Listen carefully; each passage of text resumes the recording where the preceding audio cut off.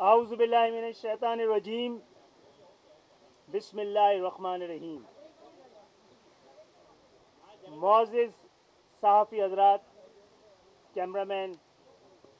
اور یہاں موجود پاکستان کی تمام سیاسی قائدین، کارکنان، رہنما، السلام علیکم۔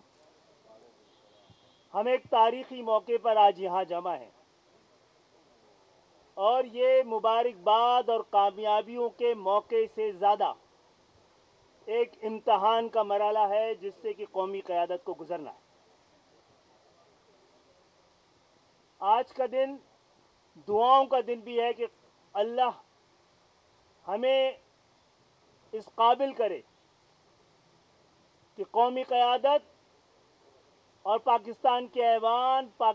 عام پاکستانیوں کی خواہشات کا آئینہ دار نظر آئیں۔ میں امید کرتا ہوں کہ اس دفعہ ہم دعووں سے زیادہ، وعدوں سے زیادہ ایسے ارادے اپنے پاس رکھیں،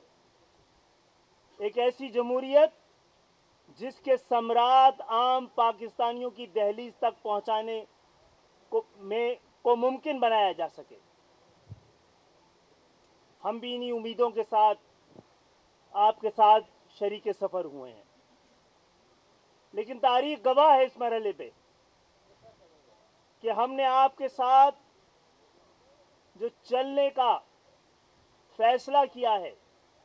معاہدے اور ارادے کیے ہیں، ایک ورکنگ ریلیشن شپ قائم کی ہے، اس میں ہم میں سے کسی کا کوئی ذاتی بلکہ جماعتی مفاد بھی شامل نہیں ہے۔